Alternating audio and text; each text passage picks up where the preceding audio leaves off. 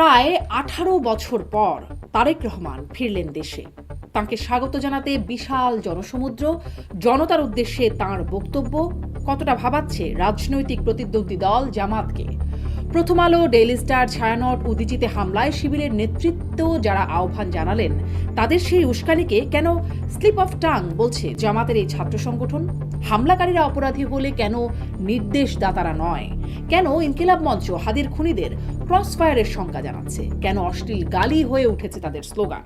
এসব নিয়ে কথা বল আজকের অতিথি, শিবিরের সাবেক সভাপতি, যুক্তরাষ্ট্রের হাওয়ার্ড বিশ্ববিদ্যালয়ের সহকারী অধ্যাপক ডক্টর মির্জা গালিব। ডক্টর মির্জা গালিব, আপনাকে স্বাগত জানাচ্ছি আজকের আয়োজনে। জি শারমিন, থ্যাংক ইউ আমাকে ইনভাইট করার জন্য। আপনাকে অনেক ধন্যবাদ, আপনি সময় দিচ্ছেন। একদম শুরু করি কথা, এই বিষয়টি নিয়ে আপনি কথাও বলেছেন। এই সময় সবচেয়ে মনে হয় বাংলাদেশে আলোচনায় একদম প্রথমে সেটি হচ্ছে দীর্ঘ প্রায় 18 বছর পর তারেক রহমান দেশে ফিরেছেন, এবং মানে তিনি আসার পরে আপনার কি মনে হয়, মানে অনেক কিছু আগে থেকে জল্পনা কল্পনা হচ্ছিল, কি পরিবর্তন হলো দেশের রাজনীতিতে বা নিকট ভবিষ্যতে কেমন পরিবর্তন দেখতে পান? এবং তিনি যে বললেন I have a plan, Martin Luther king এর মতো একই সুরে তিনি বলছিলেন, আপনারা মানে আপনি কি বার্তা পাচ্ছেন এখান থেকে? আমার বোধ হয় যে প্রথম হলো তারেক রহমান যে বাংলাদেশে ফিরছেন, এটা নিয়ে তো এক ধরনের সন্দেহ সংশয় ছিল, তাই না, যে উনি কেন ফিরতেছেন না। বিশেষ করে ওনার মা বেগম খালেদা জিয়া যখন অসুস্থ ছিলেন, তখন ওনার ফেরাটা আরো বেশি প্রাসঙ্গিক হয়ে উঠছিল। কিন্তু সেই সময় আমরা দেখছি যে উনি ফিরেন নাই, এবং উনি একটা ফেসবুক স্ট্যাটাসে খুব অ্যাম্বিগুয়াস বক্তব্য দিচ্ছেন যে ওনার ডিসিশন ওনার একার না, আরো অনেকে মেক করবে। তো সেটা জনমনে একটা প্রশ্ন তুলছে যে ওনার ডিসিশন আসলে কে নেয়। তো সেই জায়গা থেকে উনি এখন যেহেতু দেশে আসছেন, তো আমাদের সেই সন্দেহ এবং সংশয় এই জায়গাগুলো গণপরিসর থেকে অনেকটা চলে যাবে। তো এই জায়গা থেকে আমি মনে করি যে ওনার আশাটা অত্যন্ত গুরুত্বপূর্ণ। সেকেন্ড হলো উনি বিএনপির অ্যাক্টিং চেয়ারপারসন, এবং প্রোভাইডেড দ্যাট যে বেগম খালেদা জিয়া অসুস্থ এবং উনি বিএনপিকে অসুস্থ অবস্থায় নেতৃত্ব দিতে পারতেছেন না, সেই অবস্থায় তারেক রহমান লন্ডন থেকে নেতৃত্ব দিচ্ছেন একটা লম্বা সময়। কাজে উনি যদি দেশে আসেন এবং বিএনপিকে নেতৃত্ব দেন, এটা পজিটিভ, কারণ বিএনপি এখন একটা বড় পলিটিক্যাল পার্টি। আগামী দিনে যেই দুইটা পলিটিক্যাল পার্টি আমাদের নির্বাচনে মূল কন্টেস্ট করবে ক্ষমতায় যাওয়ার জন্য, তার মধ্যে বিএনপি একটা। কাজে উনি যদি দেশে আসেন এবং সামনে থেকে নেতৃত্ব দেন, আমি মনে করি বিএনপির জন্য এটা ভালো, এবং তার কনসিকুয়েন্স আমাদের দেশের ক্ষেত্রেও আছে। এবং আরেকটা অত্যন্ত বড় ডাইমেনশন হলো যে তারেক রহমান নিজে ফ্যাসিবাদের ভিকটিম। উনি শারীরিকভাবে নির্যাতন হয়েছেন যখন ফখরুদ্দিন মঈনুদ্দিনের গভর্নমেন্ট আসছে, আর্মি এখানে একটা শ্যাডো গভর্নমেন্ট পরিচালনা করছে, তখন উনি নির্যাতিত হয়েছেন। তারপরে উনি যখন দেশের বাইরে চলে যান, শেখ হাসিনার পুরোটা সময় কিন্তু উনি দেশে আসতে পারেন না। মানে ফ্যাসিবাদী সরকার, আপনি অগণতান্ত্রিক সরকার ছিল, ফ্যাসিবাদী সরকার আমি বলবো না, অগণতান্ত্রিক সরকার ছিল। হ্যাঁ, কিন্তু তারপরে যখন শেখ হাসিনার গভর্নমেন্ট আসলো, এই সময় কিন্তু তারেক রহমান দেশে ফিরতে পারেন নাই, তাই না। ওনার ব্যাপারে ইনজাংশন জারি হয়েছিল, ওনার কথা আপনার যাতে মিডিয়া আমাদের কাছে না পৌঁছায় সেটার ব্যাপারে ইনজাংশন জারি হয়েছে। তো এই যে একটা অপারেশনের মধ্যে উনি ছিলেন, ওনার গণতান্ত্রিক অধিকার আপনার ক্ষুণ্ণ হয়েছে, সেই জায়গা থেকে উনি দেশে ফেরত আসছেন একটা লম্বা সময় পরে। আপনি দেখছেন যে উনি দেশের মাটি টাচ করতেছেন, তাই না, খুব ইমোশনাল একটা জায়গা। এবং ডেফিনেটলি উনি যখন ওনার মাকে দেখছেন, এটা আরেকটা ইমোশনাল জায়গা। তো এটা আমি মনে করি যে মানে that's a very very big point of view. আর ওনার বক্তব্য খুব অল্প পরিসরের বক্তব্য ছিল, 15-16 মিনিটের একটা বক্তব্য। তো এই সময়ের মধ্যে তো অনেক কিছু বলতে পারবেন না, কিন্তু উনি একটা ভিশনারি লিডারশিপ দেখাইছেন যে উনি সামনের দিনে এই দেশকে পরিবর্তন করতে চান। উনি বলছেন উই হ্যাভ এ প্ল্যান। এটা একটা ধরেন মোটিভেশনাল বক্তব্য, উনি প্ল্যানের ব্যাপারে বলছেন। কিন্তু আমরা যদি সাবস্টেন্সিয়ালি দেখতে চাই, তাহলে আপনি বিএনপির প্ল্যান কয়েকটা জায়গা থেকে বুঝতে পারবেন। একটা হলো বিএনপির 31 দফা কর্মসূচি, এটা বিএনপির একটা প্ল্যান। নির্বাচনকে সামনে রেখে ওনারা অনেকগুলো বক্তব্য দিতেছেন, তাই না, বিভিন্ন সেক্টর ভিত্তিক বক্তব্য দিতেছেন। এটার মধ্য দিয়ে আমরা একটা প্ল্যান বুঝবো যে বিএনপি আসলে কি করতে চাইতেছে। আর বিএনপির আরেকটা প্ল্যান আমরা বুঝবো, সেটা হলো যে আপনার ঐক্যমত্য কমিশনে যে সংস্কার প্রস্তাব নিয়ে আলোচনা হয়েছে, সেখানে বিএনপির পজিশন কি, সেটার মধ্য দিয়ে আমরা এই প্ল্যানটা বুঝবো। আমি বিএনপির সংস্কার প্রস্তাবে বিএনপির যে পজিশন, এটার একজন ক্রিটিক সমালোচক। প্রচুর জায়গায় বিএনপির পজিশনের সাথে আমি ডিসএগ্রি করি। জি, অনেক ধন্যবাদ। আপনি আসলে যেই দেশে বিদেশে সাড়া ফেললো তারেক রহমানের ফেরাটা, এবং যে বিশাল জনসমুদ্র দেখা গেল, আপনি মানে জামাতের একজন সমর্থক হিসেবে বা তার ছাত্র সংগঠন থেকে উঠে আসা একজন ব্যক্তি হিসেবে আপনার কাছে কি মনে হয়, এটি আসলে জামাতের জন্য কেমন বার্তা দিচ্ছে? আমি তো অত্যন্ত ভালো বার্তা। তার কারণ হলো যে আমাদের এখন রাজনৈতিক যে স্পেস, সেই স্পেসে বিএনপি এবং জামাত একজন আরেকজনের সাথে আপনার কম্পিটিশন করতেছে। এই কম্পিটিশনটা যত আপনার ক্লোজ হবে, যত একজন আরেকজনকে প্রেসারে ফেলবে, তত এই রাজনৈতিক দলগুলো নিজেকে ডেভেলপ করার জন্য চেষ্টা কম্পিটিশন করবে। ক্লোজ হলো নাকি কম্পিটিশনটার মানে দূরত্বটা বেড়ে গেল তারেক রহমানের সাথে? না, আমি মনে করি তারেক রহমান আসার ফলে কম্পিটিশনটা আরো ভালো হয়েছে। তার কারণ হলো তারেক রহমানের অনুপস্থিতিতে আপনার বিএনপির কোনো সর্বজন গ্রাহ্য নেতৃত্ব ছিল না। বিএনপির আপনি দেখবেন যে বিএনপি লিডার এক একজন এক এক কথা বলে এবং স্ক্যাটার্ড একটা কথা বলে। সেই জায়গা থেকে জামাতের ডাক্তার শফিকুর রহমান তুলনামূলকভাবে অনেক বেশি কনস্ট্রাকটিভ একটা লিডারশিপ হিসেবে আসছে। তো এই জায়গায় আমি মনে করি তারেক রহমান আসার ফলে এখন বিএনপি জামাতের জন্য আপনার একটা হাই বার সেট করবে, আবার জামাত বিএনপির জন্য একটা হাই বার সেট করবে এবং একজন আরেকজনের সাথে কম্পিটিশন করবে, এবং সেই জায়গা থেকে আমি আগামী নির্বাচন একটা কম্পিটিটিভ এনভায়রনমেন্টে দেখার জন্য অপেক্ষা করতেছি। তো আমি মনে করি যে তারেক রহমানের আসার মধ্য দিয়ে রাজনৈতিক সিচুয়েশন মোর কম্পিটিটিভ হয়েছে। এবার একটু মানে খুব এক দুই লাইনে উত্তরটা শুনি যে শিবিরের কেন্দ্রীয় সম্মেলন হলো, সেখানে নতুন নেতৃত্ব আসলো, সভাপতি সেক্রেটারি জেনারেল নির্বাচন মানে তারা আসলেন, নতুন নেতৃত্ব আসলো। কেমন হলো নতুন নেতৃত্ব? দেখেন, ছাত্র শিবিরের একটা অসাধারণ জিনিস হলো যে ছাত্র শিবির একটা নিয়মতান্ত্রিক নেতৃত্ব গঠন প্রক্রিয়ার মধ্য দিয়ে চলে। যে ছাত্র শিবিরের জন্ম থেকে আজকে পর্যন্ত আপনার প্রতি বছর তারা কিন্তু ইয়ারলি সদস্য সম্মেলন করে এবং সেখানে ভোটের মধ্য দিয়ে কেন্দ্রীয় সভাপতি নির্বাচিত হয়। শিবিরের কেন্দ্রীয় সভাপতি কখনো এক বছরের জন্য নির্বাচিত হয়, কিন্তু দেয়ার আর সাম এক্সাম্পল যেখানে একই ব্যক্তি পরপর দুইবার নির্বাচিত হয়েছেন। আমাদের সংবিধানে এভাবে কোনো বান নাই। তো এবার আমরা যেটা দেখলাম যে আগের যিনি কেন্দ্রীয় সভাপতি ছিলেন তিনি এক বছর থাকার পর চলে গেছেন, এবং যিনি আগে সেক্রেটারি জেনারেল ছিলেন তিনি হচ্ছেন আপনার নির্বাচনের মধ্য দিয়ে এখন কেন্দ্রীয় সভাপতি হয়েছেন, এবং নতুন আপনার সেক্রেটারি জেনারেল আবার মনোনীত হয়েছে, তারপর সেন্ট্রাল এক্সিকিউটিভ কমিটি মনোনীত করবে। তো এটা একটা মানে কন্টিনিউয়াস আপনার ডেমোক্রেটিক প্রসেস। শিবির এই ডাইনামিক প্রসেসের মধ্যে অল দ্য টাইম যায়, নতুন কিছু না। এইবার এই প্রক্রিয়াটা হয়েছে। তো আমি এখানে ধরেন ব্যক্তি ওরিয়েন্টেড আলোচনা আলাদাভাবে না করি, এরা প্রত্যেকেই কম্পিটেন্ট এবং ভালো, কিন্তু মূল ফোকাসের জায়গাটা হলো যে ছাত্র শিবির তাদের লিডারশিপ এভরি ইয়ার নতুন করে আপনার ইলেকশন করে, সিলেকশন করে। So this is a very very smooth and continuous process. ছাত্র শিবিরের যে ইনভলভমেন্টটা দেখা গেল সম্প্রতি প্রথম আলো ডেইলি স্টারের ভাঙচুর, উদীচী ছায়ানট ভাঙচুর, হামলা, অগ্নিসংযোগের ঘটনায় আমি দেখছিলাম যে গ্রেপ্তার হয়েছেন প্রায় 20 জনের মতো প্রথম আলো ডেইলি স্টারের হামলার ঘটনায়। সেখানে গ্রেপ্তার হওয়া একজন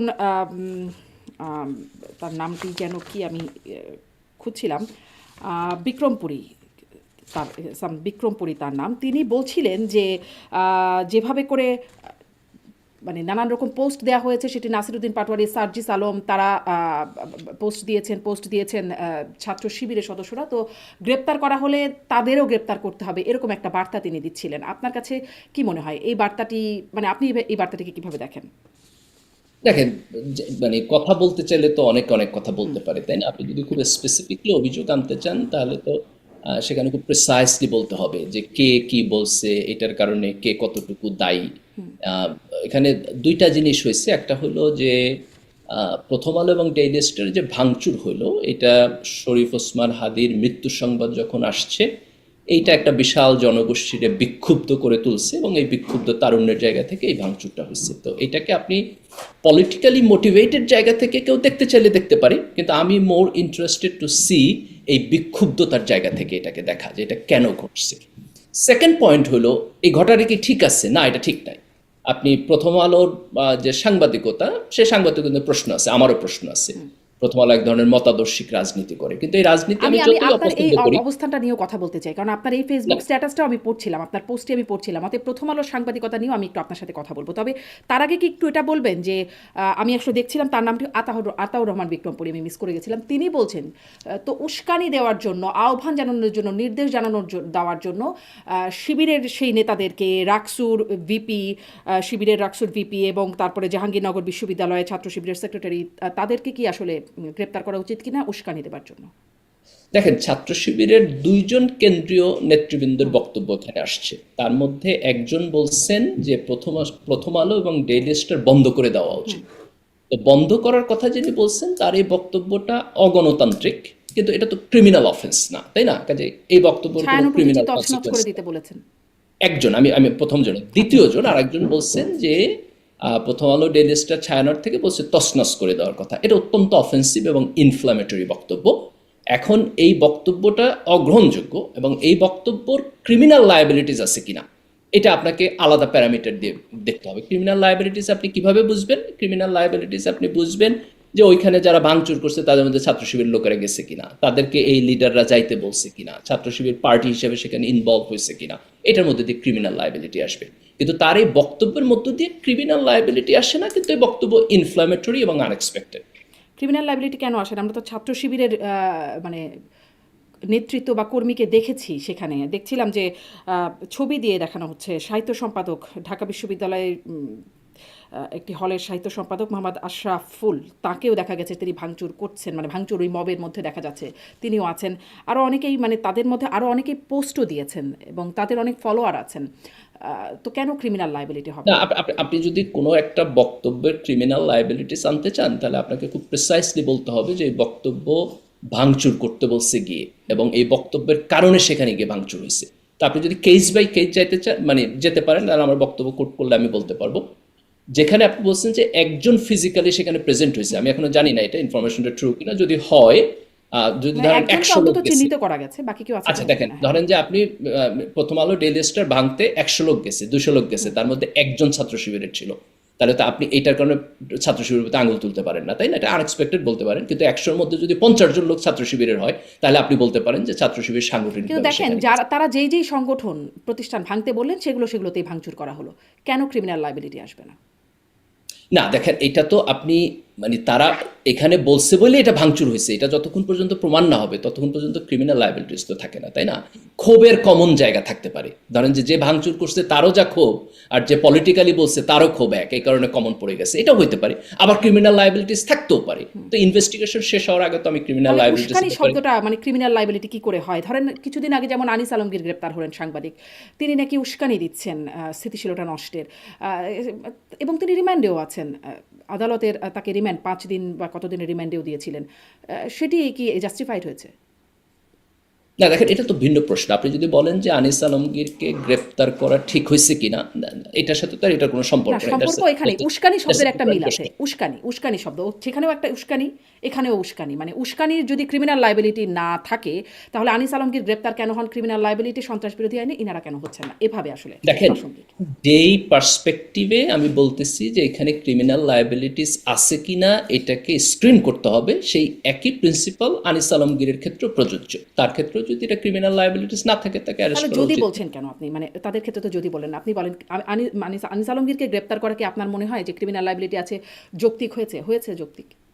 আমি খুব একেবারে ক্লিয়ারলি জানি না ওনারা কোন মামলায় গ্রেপ্তার করছে। আমি জেনারেলি আপনি যদি বলেন যে উনি তো হচ্ছে সাংবাদিক এবং টকশো করেন, তাই না? ওনাদের ব্যাপারে যে অভিযোগ, উস্কানি দিয়েছেন তিনি স্থিতিশীলতা নষ্টের, এরকম এটা সাধারণত খুবই ভেইগ অভিযোগ। জেনারেলি আমি ওনার কেসটা আসলে খুব ডিটেল ভাবে দেখি না, কারণ আমি বক্তব্য দিতে, মানে খুব কনক্লুসিভ বক্তব্য দিতে পারবো না, কিন্তু সাধারণত এটা ভেইগ, এই জাতীয় বক্তব্য। দেখেন, এখানে যেটা পয়েন্ট আসে সেটা হলো যে বিগত ফ্যাসিস্ট সরকারের পক্ষে যারা কথা বলতে চায় এবং তাদেরকে এক ধরনের লেজিটিমেসি দিতে চায়, তাদের ব্যাপারে আইনের প্রয়োগটা কেমন হবে। যেটা প্রবলেম হয়েছে সেটা হলো দুইটা। একটা হলো একদিকে একটা বিশাল গণ আকাঙ্ক্ষা আছে যে এই লোকদেরকে, মানে আনঅ্যাপোলজেটিকলি এখনো হাসিনার ফ্যাসিজমের পক্ষে দাঁড়াবে, এই সুযোগটা যেন সমাজে না থাকে। সেকেন্ড হলো যে এই সুযোগটা যদি আমি বন্ধ করতে চাই, আমি কিভাবে বন্ধ করব, সেই আইনি ফ্রেমওয়ার্কটা আমাদের এখানে হয় নাই। না হওয়ার কারণে এই দুইটার মাঝখানে এটাকে যেভাবে ডিল করা হচ্ছে সেটা ইমপারফেকশন হইতেছে। তো আমার পার্সোনাল পজিশন হলো যে আপনাকে একটা আইনি কাঠামোতে যাইতে হবে যেখানে ব্যক্তি কোন পর্যায়ে তার ব্যক্তি স্বাধীনতা প্র্যাকটিস করতে পারবে, মত প্রকাশটা প্র্যাকটিস করতে পারবে, আর কোন জায়গায় পারবে না। যেমন ধরেন, কে একজন আয়সা এখন দাবি করলো যে শেখ হাসিনা এখনো লেজিটিমেট প্রধানমন্ত্রী এবং সে জুলাইয়ে সে কোনো অপরাধ করে নাই। এটা একটা আউটরেজেস বক্তব্য। আমি কি সমাজে বক্তব্য দিতে দিব, সেই প্রশ্নটা ভ্যালিড, কিন্তু এটাকে আমি কোন আইনি কাঠামোর মধ্যে ডিল করব সেটা কিন্তু আমাদের এখানে তৈরি হয়নি। তো আমাদের এই আইনি কাঠামো নিয়ে কথা বলতে হবে। আমি আপনার সাথে 100% এগ্রি করি, এই আইনি কাঠামো তৈরি ব্যতি রেখে কাউকে যদি পুলিশ অ্যারেস্ট করে নিয়ে যায়, এটা হচ্ছে আপনার জনচাপে অথবা মানুষের মাইন্ডসেটের কারণে অথবা এটা খুব পপুলার এই কারণে, এটা ভালো ফ্রেমওয়ার্ক না, এবং এইটার বিপক্ষে আমি দাঁড়াবো। তাহলে আপনার কি মনে হয় যে এই বক্তব্য যদি কেউ দেয়, বা কারো যদি এটি মনে হয় শেখ হাসিনা আসলে মানে কোনো অপরাধ করেনি, এই বক্তব্য যদি কেউ দেয়, তার ক্রিমিনাল লাইবিলিটি হওয়া উচিত, মানে আইনগত একটা ফ্রেমওয়ার্ক থাকা উচিত? আমরা যদি সাধারণত হিস্টোরিক্যাল দেখি, আপনি যেমন ধরেন যে আপনি যদি হিটলারের গণহত্যার পক্ষে দাঁড়ান, তাহলে এইটা এক ধরনের ব্লাসফেমি, এরকম আইনি কাঠামো করা হয়েছে। তো আপনি জুলাইয়ের গণহত্যায় কোন পর্যন্ত বলতে পারবেন, কোন পর্যন্ত বলতে পারবেন না, এটা সমাজে আলাপ আলোচনা করে একটা আইনি কাঠামো তৈরি করা যায়, কিন্তু সেটাকে এমনভাবে করতে হবে যেন বাক স্বাধীনতার জায়গাটা থাকে। জি, মানে ধরেন এরকম বক্তব্য আমরা এমনকি শরীফ ওসমান হাদির কাছ থেকেও শুনেছি। মুক্তিযুদ্ধের মানে সেই চেতনার বিরুদ্ধেই জুলাই বিপ্লব হয়েছে। বা জামাতের নেতাদের কাছ থেকেও শোনা গেছে যে মানে ৪৭ থেকে ৭১ আসলে মানে ৭১ নিয়ে নানান রকম যেই বক্তব্যগুলো এতদিন শোনা যায় না, এরকম অনেক কিছু শোনা গেছে যে এটি আসলে অনেকে এমনটাও বলেছেন ১৬ ডিসেম্বর নিয়ে অনেক বিতর্কিত বক্তব্য আসছে যেটি আগে শোনা যায়নি। এখন ইতিহাস এর নানান রকম অ্যাঙ্গেল থাকতে পারে, নানান রকম দৃষ্টিভঙ্গি থাকতে পারে। সেই দৃষ্টিভঙ্গিগুলোকে কি এখন মানে যার পছন্দ হবে না তারা অপরাধ হিসেবে ক্রিমিনাল লাইবিলিটি দিতে পারবে? না, না, অফকোর্স না। দেখেন এই জায়গাগুলোর প্রায়োগিক জায়গাটা অত্যন্ত ছোট হইতে হবে আমি মনে করি। যে আপনি জাস্ট একেবারে প্রিসাইসলি ১টা ২টা জায়গা ফিক্স করে দিতে হবে যে এই জায়গাটুকু আপনি টাচ করতে পারবেন না, কিন্তু তার বাইরে মানুষের ব্যক্তি স্বাধীনতা থাকতে হবে এবং আলাপ আলোচনা থাকতে হবে এবং এই স্পেসটাকে আমরা যত বড় করতে পারি। এটা যেরকম করে ৭১-এর জন্য সত্য, এটা জুলাইয়ের জন্য সত্য এবং সকল জায়গায় আপনার ধরেন যে একেবারে খুবই এস্টাবলিশড ২টা জায়গা যেখানে পলিটিক্যাল কনসিকুয়েন্স আছে, সেই জায়গাগুলো বাদে বাকি জায়গাগুলো উন্মুক্ত থাকতে হবে। তাহলে কি আপনি আনিস আলমগীরের গ্রেপ্তারের বা রিমান্ডে রাখার তার এটা আপনি সমালোচনা করছেন? মানে আমি ইন প্রিন্সিপাল সমালোচনা করব, কিন্তু ওনাকে কোন মামলায় অ্যারেস্ট করা হয়েছে এটা আসলে আমি ডিটেল জানি না। একদম সন্ত্রাস বিরোধী আইনে উস্কানি দেবার অভিযোগে তিনি আসলে টকশোতে বক্তব্য রাখেন, উস্কানিমূলক বক্তব্য রাখছেন, এই জন্য তাকে গ্রেপ্তার করা হচ্ছে। এই হচ্ছে কিন্তু আমি ইন প্রিন্সিপাল আমি আপনাকে এটা বলবো যে টকশোতে কারো বক্তব্য আলাপ আলোচনা এটা যদি ২-১টা জায়গা একেবারে খুব আউটরাইজের জায়গা হয়, কিন্তু সেটা সন্ত্রাসের প্রশ্ন হবে না, সেটা ভিন্ন আইনি কাঠামো হবে, কিন্তু আদারওয়াইজ এই ব্যক্তি স্বাধীনতা থাকা উচিত। হ্যাঁ, কিন্তু মানে এই বিষয়ে কখনো তো আসলে জামাতে ইসলাম তো আসলে শুধুমাত্র কিছু সুনির্দিষ্ট বিষয় না, একদম সার্বিক আইন কানুন ন্যায় ইত্যাদি বিষয়ে কথা বলবেন। তো ইনাদের পক্ষে তো কখনো কথা বলেন না। আপনার কি মনে হয় না যে এরকম আসলে হলে সেটি সবার ক্ষেত্রে ন্যায্যভাবে বলা উচিত? আগে যেটা হয় নাই বলে সমালোচনা করা হয় যে এদেরকে গ্রেপ্তার করা হয়েছে, কেউ তো কিছু বললেন না। এটা আপনি ধরেন ২টা ভাবে যাইতে পারেন। একটা আপনি বলতে পারেন যে সবার জন্য এই আলাপ আলোচনাটা শুরু হবে এবং এখন যেহেতু ধরেন যে হাসিনার সময় যারা সুযোগ সুবিধার মধ্যে ছিল তারাই একটু ভিকটিম হয়ে উঠতেছে, আমরা তাদের ব্যাপারে একটু বেশি বেশি বলবো। এটা আবার আরেকটা ওয়েতে আপনি যাইতে পারেন, যেহেতু আমরা ফ্যাসিবাদ একটা ক্রস করে আসছি, কাজে আগে এই ফ্যাসিবাদের সময় যে অন্যায় হয়েছে সেই অন্যায়গুলোর প্রতিবিধান আমরা আগে করি, তারপর আমরা ওই জায়গায় যাই। তো এটা প্রায়োরিটির প্রশ্ন। সেই অন্যায়ের প্রতি মানে সেটি করতে করতে আবার নতুন অন্যায় তৈরি হয়ে যাচ্ছে এই সময় এসে, সেটি আবার পরে আবার যদি আবার সেটার ব্যাপারে আমাদের কনসার্ন থাকতে হবে, কিন্তু আমাদেরকে এটা অলওয়েজ মনে রাখতে হবে যে আমরা একটা ১৬ বছরের একটা ফ্যাসিস্ট সিস্টেমের মধ্যে দিয়ে আসছি। এই সময় প্রচুর ইনজাস্টিস হয়েছে, সেই ইনজাস্টিসের ন্যায় বিচারের প্রশ্নকে যদি আমরা ইগনোর করি তাহলে আমরা সমাজকে একটা ভালো জায়গায় নিতে পারবো না। তো এটাকে ইগনোর না করেই কিভাবে এই জিনিসগুলোকে ট্যাকল করা যায় আমাদের সেই জায়গায় যেতে হবে। কিন্তু আপনি যদি এটাকে বিচ্ছিন্ন করে এই প্রশ্নটা তুলতে চান তাহলে আমি মনে করি সেটা এই সময়ের জন্য পারফেক্ট হবে না। আচ্ছা, আরেকটু প্রথম আলো সম্পর্কে আরেকটু কথা বলি যে ওই সেই শিবির নেতাদের যে বক্তব্য, দুজন কেন্দ্রীয় নেতার বক্তব্যের কথা বলছিলেন। শিবির একটা প্রতিবাদ করেছে, পোস্ট মানে একটা প্রতিবাদ লিপি দিয়েছে, সেখানে বলছে তাদের এটাকে বলছেন যে স্লিপ অফ টাং। এটা আসলে স্লিপ অফ টাং কী করে হতে পারে? কারণ কি করতে হবে, কেন করতে হবে সবই স্পষ্ট করে বলা হচ্ছে। স্লিপ অফ টাং তো সেটি যেটি আনইনটেনশনালি বা অনিচ্ছাকৃতভাবে হয়ে যায়। এটি তো একদম সুনির্দিষ্টভাবে বলছেন সেই নেতারা, শিবির নেতারা, যে ভাঙতে হবে, তছনছ করতে হবে বা বন্ধ করতে হবে। না, ভাঙতে হবে বলেন, মানে তছনছ করার যদি সমর্থক ধরি, বন্ধ হবে এটা বলছেন। বন্ধ হবার দাবিটা গণতান্ত্রিক স্পিরিটের সাথে কনফ্লিক্ট করতে পারে, কিন্তু এটা কিন্তু একটা লেজিটিমেট দাবি। কেউ মনে করতে পারে যে এই প্রতিষ্ঠানটা ফ্যাসিবাদের সহযোগী ছিল, কাজে আমাদের উচিত এটাকে বন্ধ করা, আমরা এটার আইনি কাঠামো নিয়ে আলাপ আলোচনা করি। এটা বলতে পারে, আমি এটার পক্ষে না, কিন্তু এটা যদি কেউ বলে আপনি খুব বড় অপরাধ বলতে পারবেন না। কিন্তু যিনি বলছেন যে তছনছ করে ফেলতে হবে, এটা একটা ভুল বক্তব্য। এখন দেখেন, এটা যেহেতু উনি একটা রাজনৈতিক সভায় বক্তব্য দিচ্ছেন, তো শিবির যখন বলতেছে স্লিপ অফ টাং, তখন এটা বলতে চাইছে যে তার যে অ্যাঙ্গার, যে গ্রিভেন্স, এটাকে যে ভাষায় প্রকাশ করছে সেই ভাষাটা অ্যাপ্রোপ্রিয়েট হয় নাই। তো এই ব্যাপারে সচেতন থাকা উচিত। আপনি যদি কখনো পলিটিক্যাল পাবলিক স্পিকিংয়ে যান, তাহলে ধরেন বক্তৃতা দেওয়া শুরু করলে অনেক কথা বলে ফেলে, ধরেন বলতেছে কথার মধ্যে চলে আসে। তো সেই জায়গায় এরকম মার্জিনাল বক্তব্য আসা উচিত হয় নাই। কারণ আপনি যখন ধরেন এটা একজন কর্মী সমর্থক কেউ বললে দ্যাটস ফাইন, কিন্তু যখন একজন লিডার বলে তার কথার কনসিকুয়েন্স থাকে, যেহেতু তার কথার কনসিকুয়েন্স থাকে, he should be very careful.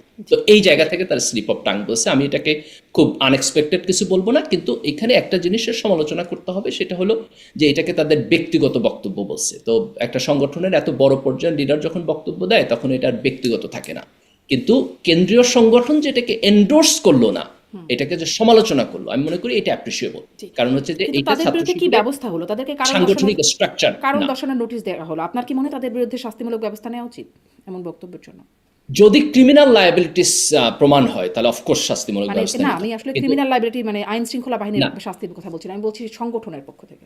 না, যদি এটা শুধুমাত্র রেটরিক হিসাবে তারা বলে তাহলে সাংগঠনিকভাবে তাদের কারণ দর্শাইতে হবে, সতর্ক করতে হবে যাতে তারা পরবর্তীতে একই জিনিস আর না বলে।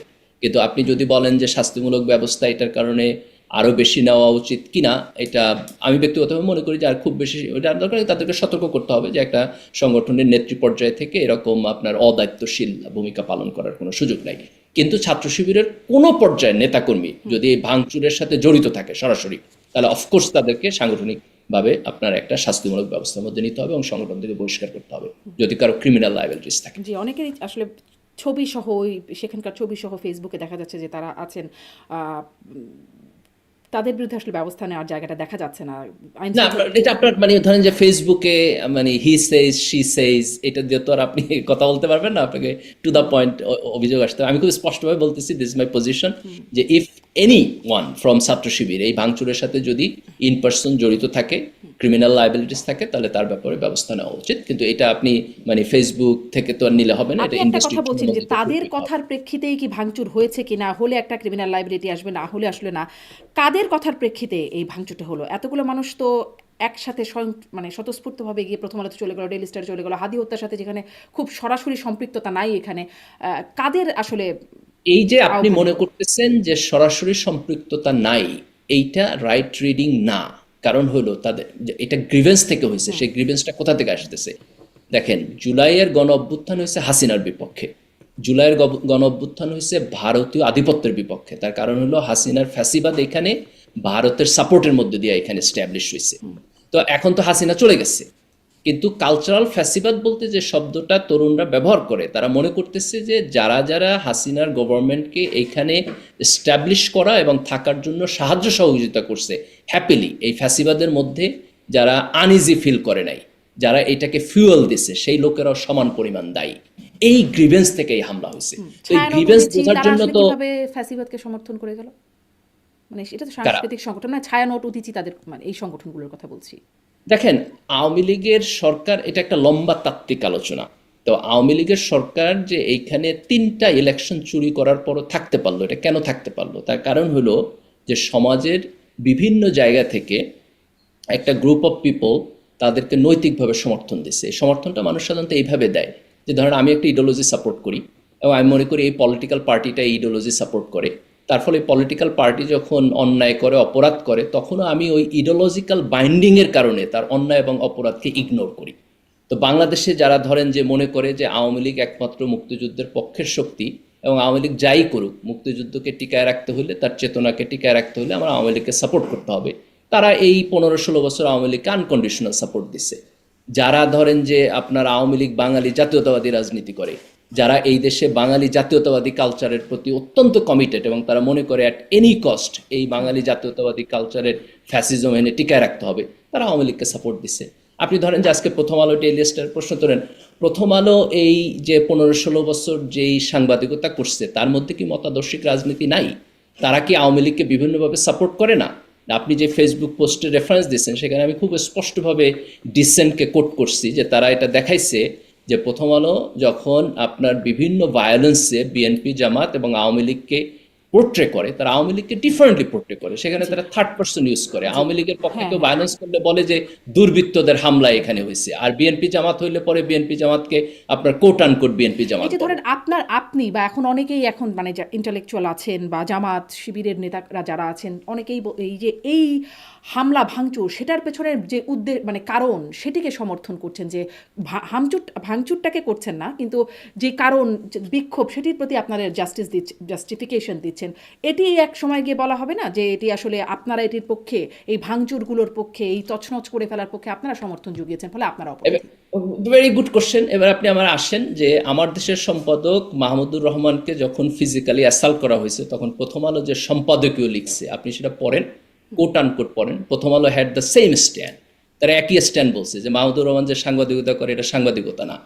তো তারা এটার ভ্যালিডেশন দিচ্ছে না। তা আজকে তো সেই ভ্যালিডেশনের কনসিকুয়েন্স দেখেন। এই দেশে আজকে কি প্রথম আপনার এই মিডিয়ার উপর আক্রমণ হয়েছে?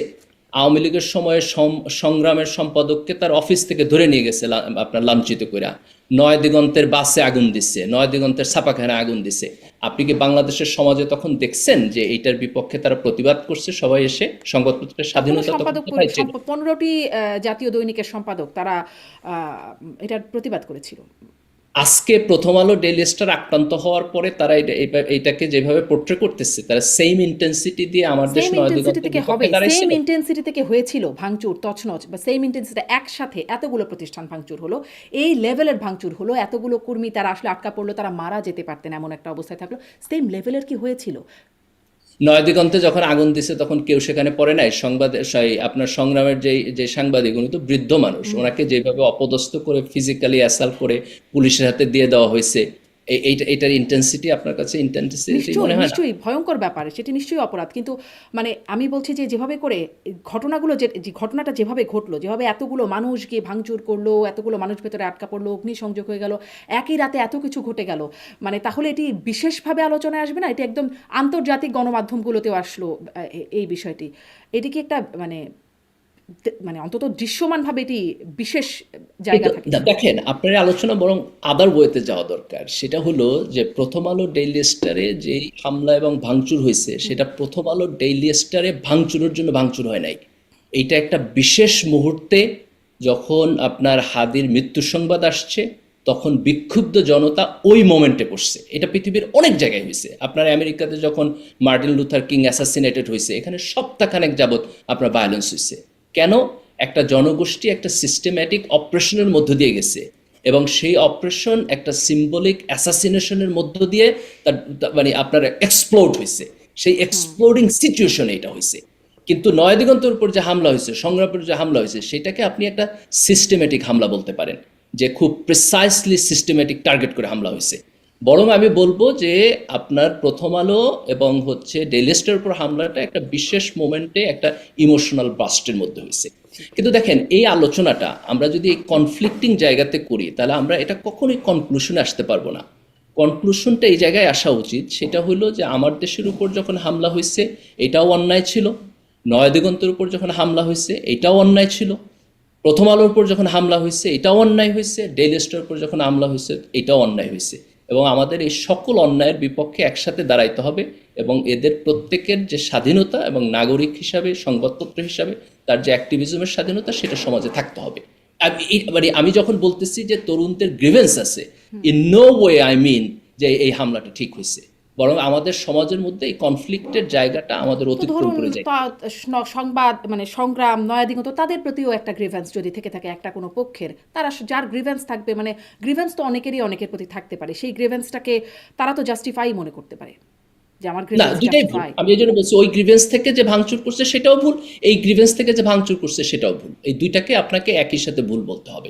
কিন্তু আপনি যদি বলেন যে এই যে ভাঙচুরটা হইলো এটা কেন হইলো আমি বুঝি না, এখানে কোনো গ্রিভেন্স আসলে তো নাই, তারপরও কেন ভাঙলো, আমি শুধু এই স্টেটমেন্টের বিরোধিতা করি। কিন্তু এই যে গ্রিভেন্সটা, সেটা আছে এবং গ্রিভেন্স আছে। এই যে এই আহ্বানটা আপনি বলছিলেন, শিবিরে আবারও সেই পুরনো কথা, আপনি বলছিলেন যে সেই আহ্বানের বা নির্দেশনার প্রেক্ষাপটেই বা কনসিকুয়েন্সে কি হামলা হলো কিনা, কার আহ্বানের কনসিকুয়েন্স আসলে হামলা হলো সেটি একটু বলবেন? কারণ আমরা আসলে প্রবাসী অনলাইন অ্যাক্টিভিস্টদের পক্ষ থেকেও দেখেছি মানে আহ্বান করতে, কিভাবে করতে হবে, কি করতে হবে, এই বিষয়গুলো বলতে, এবং সমন্বিতভাবে যখন এরকম বলা হচ্ছিল তারপরে দেখা গেল। এখন এটার মধ্যে কি কোনো যোগসূত্র? না, আমি শোনেন, ব্যক্তিগতভাবে এখানে কেউ কন্ট্রিবিউট করছে কিনা এটা তো ইনভেস্টিগেশন ছাড়া বলা যাবে না। কিন্তু একদম বলা যাবে না ইনভেস্টিগেশন ছাড়া, মানে আমি কিছু দেখা যাচ্ছে না। না, আমি তো, কিন্তু আমি যতটুকু জেনারেলি বলবো সেটা হলো, এখানে দেখেন, এখানে যেই তরুণ প্রজন্ম জুলাইয়ের মধ্যে দিয়ে উঠে আসছে, তাদের একটা অংশের মধ্যে প্রচণ্ড গ্রিভেন্স আছে, এবং সেই গ্রিভেন্সটা একটা ভায়োলেন্ট জায়গায় গিয়ে দাঁড়াইতেছে, এবং এইটা বিভিন্ন সোশ্যাল মিডিয়ার অ্যাক্টিভিজম দ্বারা ফিউয়েলড হইতেছে। এটা আমি ফেনোমেনা আকারে বলতেছি। এখন এই ফেনোমেনাকে আমরা কিভাবে ডিল করব, এই যে ভায়োলেন্সের দিকে যাওয়ার যে প্রবণতা, এটাকে আমাদের সমালোচনা করতে হবে। এই ভায়োলেন্সের দিকে যাওয়াটা যদি কন্টিনিউয়াসলি চলতে থাকে, তাহলে এইটা সমাজের জন্য কোনো ভালো কিছু তৈরি করতে পারবে না এবং করবে না। এটা আমাদের ভবিষ্যতের জন্য খারাপ। এটাকে আনকন্ডিশনালি আমাদেরকে বলতে হবে, এবং এই গ্রিভেন্সের জায়গাটাকে কমায় নিয়ে আসা সমাজকে একটা নিয়মতান্ত্রিকতার দিকে আমরা কিভাবে নিব সেই জায়গাটা আমাদেরকে বের করতে হবে। সেই জায়গাটা আসলে বের করার জন্য তো একটা অ্যাক্টিভিজম দরকার। এখন যারা আসলে প্রভাবশালী অ্যাক্টিভিজম করছেন আপনি তাদের সম্পর্কে কি বলবেন? আমি বলি পিনাকি ভট্টাচার্য, ইলিয়াস হোসেন, তারা আসলে এই ভাঙচুরের পেছনে তাদের আহ্বান ছিল, নির্দেশনা ছিল। আপনি তাদের আমার বোধ হয় যে ইলিয়াস হোসেনের খুব স্পষ্ট বক্তব্য ছিল প্রথম আলো ভাঙচুরের ব্যাপারে, পিনাকি ভট্টাচার্যের খুব সম্ভবত ছিল না, আমি বলতে পারবো না, আমি ওই সময় তার একটু পূর্ব অবস্থান জিয়াফত করা থেকে শুরু করে মানে কিন্তু যদি আপনার এই ঘটনায় স্পেসিফিকলি কারো অভিযোগ থাকে তাহলে সে অভিযোগে ইনভেস্টিগেশন হবে এবং সেই ইনভেস্টিগেশনের মধ্য দিয়ে যার যতটুকু দায় দায়িত্ব আছে সেটুকু আপনার এটা তো একটা ক্রিমিনাল কোশ্চেন, তাই না? সে ক্রিমিনাল কোশ্চেনে যাবে। সোশ্যাল কোশ্চেনের জায়গা থেকে আমি যেটা বলতে চাই সেটা হলো যে এই যে গ্রিভেন্সের বহিঃপ্রকাশ ভায়োলেন্সের মধ্য দিয়ে যে করা, এইটা আমাদের জন্য, আমাদের ভবিষ্যতের জন্য ভালো না। এই ক্রিমিনাল কোশ্চেন বলছেন, কেউ কেন ক্রিমিনাল কোশ্চেনটা তুলছে না কি মনে হয়? কেন তো কেউ তো তুলছে না আসলে, তাদের নামও আসছে না যখন ক্রিমিনাল মানে অপরাধ এই বিষয়ে যখন বিচার্য বিষয় হচ্ছে তখন তো তাদের নামও আসছে না, কেন আসছে না? না, আসা উচিত তো, আসবে না কেন? আমার তো মনে করি যে এই কেস যখন মানে পুলিশ তখন ইনভেস্টিগেশন করতেছে, আপনার ভিডিও দেখে অনেককে অ্যারেস্ট করতেছে, আবার ধরেন যে মানে সন্দেহের বশে আপনার যে অপরাধ করে নাই তাকেও যেন ধরা না হয়, সেটার ক্ষেত্রে আমাদেরকে কথা বলতে হবে। কিন্তু যার যতটুকু দায় দায়িত্ব আছে সেগুলো আসবে তো, অফকোর্স আসবে। জি, মানে এটি আমি তো না আসার কোনো কারণ দেখি না। কিন্তু আসছে না, এটাই হচ্ছে কথা। আগেও এসেছে, আগেও হয়েছে, কিন্তু আসে নাই। কেন আসে নাই সেই প্রশ্নটা আসলে অজানা। আপনার জানা কিনা জানতে চাইছিলাম। আপনি বলছেন আসা উচিত কিন্তু আসে না। আপনার এবারেও আসি, আপনার সেই স্ট্যাটাস, আপনি প্রথম আলো রাজনৈতিক মানে তাদের মতাদর্শ তৈরি করার যে কথাটা বলছিলেন যে তারা সংবাদ, আপনার সেই পোস্টের সেই অংশটা আপনি বলছেন তারা আসলে আওয়ামী লীগের উপরেই শেষ পর্যন্ত ভরসা রাখে। কিন্তু মানে আওয়ামী লীগের আমলেও দেখেছি শেখ হাসিনা তার গরল একদম প্রকাশ্যে প্রথম আলো ডেইলি স্টারের বিরুদ্ধে ঝাড়তেন যতটা সম্ভব, এবং গণভবনে প্রথম আলো ডেইলি স্টার এই দুটো পত্রিকা নিষিদ্ধ ছিল সেই সময়ও। তারপরেও আসলে কেন আপনাদের মনে হয় মানে আওয়ামী লীগ এর মতাদর্শকেই তারা কেন সমর্থন করে বলে কেন মনে হয়? এক, আর যদি সমর্থন করে সেই সমর্থনটা কি সর্বজন গৃহীত একরকমের? কারণ সবচেয়ে বেশি পঠিত পত্রিকা প্রথম আলো, আন্তর্জাতিক বা দূতাবাসগুলোতে যেই পত্রিকা যায় সেটি হচ্ছে ডেইলি স্টার। এটির কি গ্রহণযোগ্যতা সবচেয়ে বেশি এই মতাদর্শের? দেখেন, কোনো একটা পত্রিকা বেশি সংখ্যক মানুষ পড়লেই যে সেটা খুব ভালো পত্রিকা হয়ে যায় বা সে ভালো সাংবাদিকতা করে, বিষয়টা এরকম। আবার দেখেন, গ্রহণযোগ্যতা আমি পরে আসছি। আবার যে কোনো একটা সংবাদপত্র একটা স্পেসিফিক ইস্যুতে খারাপ সাংবাদিকতা করার মানে এই না যে সে বাকি সকল ইস্যুতেই খারাপ সাংবাদিকতা করে। যেমন ধরেন যে সংবাদপত্র হিসেবে প্রথম আলোর যে কোয়ালিটি, এটা তো ভালোই, যথেষ্ট ভালো সাংবাদিকতা করে, কিন্তু সাংবাদিকতার পাশাপাশি সে যে মতাদর্শিক রাজনীতি করে সেখানে সে ন্যায়পরায়ণতা বজায় রাখে না, সে একটা স্পেসিফিক গ্রুপের পক্ষে অলওয়েজ সাংবাদিকতা করে। যেমন ধরেন, আচ্ছা, কে ন্যায়পরায়ণতা বজায় রাখে? কে ন্যায়পরায়ণতা বজায় রাখে? কোন পত্রিকা, কোন টেলিভিশন? না, ধরেন যে কেউই করে না, তো তাহলে আপনি কি সবাইকে সমালোচনা করবেন না? সবাইকে আমরা একটু ভেঙে চুরে পুড়িয়ে একটু, বা সেটার পেছনে একটা নৈতিক জাস্টিফিকেশন তৈরি হতে পারে? না, আমি তো ভাঙচুরের পক্ষে বলি না, আমি তো কখনোই বলি না যে কাউকে ভাঙচুর করতে। আমি বলছি যে এই যে গ্রিভেন্সটা বা মতাদর্শের বিরুদ্ধে যে গ্রিভেন্সটা, সেটার একটা জাস্টিফিকেশন হয়, গ্রিভেন্সের জাস্টিফিকেশন হয়, অফ কোর্স। তার মানে আমাদের সকল গণমাধ্যমের বিরুদ্ধে একটা গ্রিভেন্স থাকা জাস্টিফাইড। আওয়ামী লীগের সময়ে তো গণমাধ্যমে আপনি কখনো শেখ হাসিনার ধরেন যে বিদেশ সফরে গেছে, তারপর সাংবাদিকদেরকে নিয়ে আপনার প্রেস কনফারেন্স হয়েছে, দেখছেন কখনো? হ্যাঁ, অবশ্যই অবশ্যই। কেন? আপনার দেখার পরে আপনার কলিগদের প্রতি আপনার বিবমিশা তৈরি হয় না তাদের কোশ্চেন শুনে? একদম অবশ্যম্ভাবী। এখন কি ওই সাংবাদিকদেরকে আমি এখন প্রেস করব সাংবাদিক হিসেবে? এরাই কি বাংলাদেশের মেজরিটি ছিল না? করেন, কিন্তু ধরেন নৈতিকভাবে তাদের বিরুদ্ধে যে মানে সংক্ষুব্ধ হয়ে ওঠা, সেটিকে তাই বলে এভাবে সমর্থন করা যায় যে এটি সমস্যা? তাহলে আমাদের কেন আপনি তাদের ব্যাপারে যারা ফ্যাসিবাদের দালাল, যারা 16 বছর ফ্যাসিবাদের দালালি করতে করতে টিকায় রাখছে, তাদের ব্যাপারে আপনি সংক্ষুব্ধ হবেন না? অফকোর্স সংক্ষুব্ধ হবেন। সংক্ষুব্ধ হয়ে তাদের অফিস ভাঙতে যাবেন না, সংক্ষুব্ধ হয়ে তাদের নাগরিক অধিকারের উপর হস্তক্ষেপ করবেন না, কিন্তু সংক্ষুব্ধ তো আমি হবই। যারা দেখেন, আওয়ামী লীগের 15 বছরের ফ্যাসিবাদ আমাদের দেশের 50 বছর পিছায় দিছে, যারা এটারে আপনার হচ্ছে বাতাস দিয়া পানি দিয়া এটারে বড় করছে, আমি অফকোর্স তাদের ব্যাপারে সংক্ষুব্ধ হবো। তারা জনশত্রু, তারা দেশের শত্রু। এখন ধরেন বাতাস পানি তো বাতাস, আমাদের দেশের গণমাধ্যমগুলো খুবই আনফরচুনেটলি কিন্তু যেদিকে আসলে স্রোত যায় সেদিকেই তারাও যায়, বাতাসটা সেদিকেই যায়। ধরেন তারেক রহমান ফিরল, একটা বিশাল ঘটনা, কিন্তু সেখানে যেই রকম গণমাধ্যমের কাভারেজ দেখা গেল, অনেকেই বলছেন বেশি বাড়াবাড়ি, অনেকেই বলছেন যে অনেক ঘটনা ছিল সেগুলো বাদ দিয়ে চলে যাওয়া হলো, পুরো একদম পাই টু পাই দেখানো হলো, এগুলোর এতটা মানে আধিক্যতাও অনেকে আচ্ছা, বলছেন। এবার আপনি খুব একটা সুন্দর পয়েন্ট আসছেন। এবার আপনার প্রথম আলো কতখানি মানে কোয়ালিটি সাংবাদিকতা করে এটা আপনি বুঝবেন। প্রথম আলো একসময় তারেক রহমানের ক্যারেক্টার অ্যাসাসিনেশন করছে, যে তারেক রহমান হচ্ছে দুর্নীতিবাজ, দুর্নীতির বরপুত্র। এখন সে প্রথম আলো আপনি দেখেন যে তারেক রহমানে কি পরিমাণ প্রেস করতেছে। আগেও যেটা করছে এটাও সাংবাদিকতা ছিল না, এখনো যেটা করতেছে এটাও এটা তো সাংবাদিকতা না। সকল গণমাধ্যম করেছে, কে করে নাই? সকল গণমাধ্যম করলে তো সবারই চরিত্র খারাপ। এখন আপনি যদি এই গণমাধ্যমকে নৈতিকভাবে প্রশ্নের সম্মুখীন না করেন, তাহলে তো আবার আরেকজন হাসিনা হবে। ধরেন এখন তাহলে তো আবার আপনি সকল এই ফ্যাসিবাদ গণমাধ্যম থেকে তারেক দেশে রহমানের পক্ষে বলছে বা আশাকে মানে বলছে, বা ধরেন এইটার কোনো খুব সমালোচনার জায়গা তৈরি হচ্ছে না এখনো, এবং বা ধরেন সমালোচনা করলে আবার আনিস আলমগীরের মতো গ্রেপ্তার হয়ে চলে যেতে হচ্ছে কারাগারে। তা একই তো ঘটনার পরিবর্তন কি হলো? এই গ্রিভেন্সও তো নৈতিকভাবে কারো না কারোর মধ্যে চলেই আসবে না? না, আসলেই তো এখন দেখেন এখন আপনি যদি এটার পরিবর্তন করতে চান, আপনার তো কথা বলে যেতে হবে, তাই না?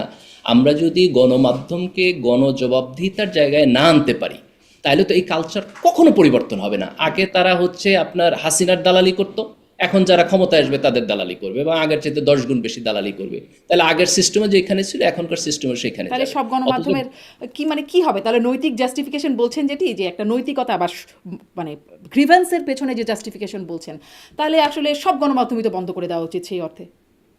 না, আপনি আবারও ভুল জায়গায় যেতেছেন। দেখেন, গ্রিভেন্সের ম্যানিফেস্টেশনে আপনি সংবাদপত্র বন্ধ করতে পারবেন না, গ্রিভেন্সের ম্যানিফেস্টেশনে সংবাদপত্র ভাঙতে পারবেন না, কিন্তু গ্রিভেন্সের ম্যানিফেস্টোকে আপনি সংবাদপত্রকে সমালোচনা করবেন, এবং এই সমালোচনার যে প্রেশার, এটা যখন সে ফিল করবে, তখন সে হয়তো আরেকটু বেটার সাংবাদিকতা করতে ইন্টারেস্টেড হবে। কিন্তু এটা ভাঙচুর এবং বন্ধের জায়গায় যাওয়া যাবে না। সমালোচনা করলে আবার যেভাবে গ্রেপ্তার হয়ে যেতে হয়, সেটাও তো একটা ভয়ের ব্যাপার। মানে আনিস আলমগীরকে গ্রেপ্তার করে আন্তর্জাতিক গণমাধ্যমে এরকমটা চলে আসছে, যেটা স্বাধীন সাংবাদিকতার পেছনে বড় বাধা হিসেবে আন্তর্জাতিক গণমাধ্যমগুলো বলছে। দেখেন, এই ভদ্রলোকের অতীত তো খুব ভালো না, কারোরই তো অতীত ভালো না। না না না না, সবার অতীত খারাপ। আপনার অতীত ভালো, তো আপনার অতীত আনিস আলমগীরের মতো এত খারাপ না। যে ভালো লোক সমাজে নাই তা তো না। জি, আচ্ছা, আমার অতীত নিয়ে কত মানুষ কত কথা বলবেন। এখনকার অতীত মানে এখন এই সময়টা আবার যখন অতীত হবে, তখনও আবার মানুষজন নানান কথা বলবেন। যাই হোক, আসি একটু আরও কিছু প্রশ্নে। প্রথম আলো সম্পর্কে আপনার বক্তব্য শুনছিলাম, কিন্তু মানে এত পাঠক প্রিয়তা বা আন্তর্জাতিকভাবে স্বীকৃত হওয়ার যে ব্যাপারটা, সেটিকে আপনি আসলে কি বলবেন? মানে যদি তারা একটুখানি বলছিলেন, আর একটু কি বলবেন যে তাদের মতাদর্শিক ব্যাপারটা যদি প্রতিফলিত হয়, তবু এত পাঠকপ্রিয়তা পায় কেন? দেখেন, প্রথম আলো দুইটা কাজ করে। একটা হলো, প্রথম আলো সাংবাদিকতার ক্ষেত্রে একটা কোয়ালিটি এবং স্ট্যান্ডার্ড মেনটেন করে, যে কারণে মানুষ প্রথম আলো পড়ে।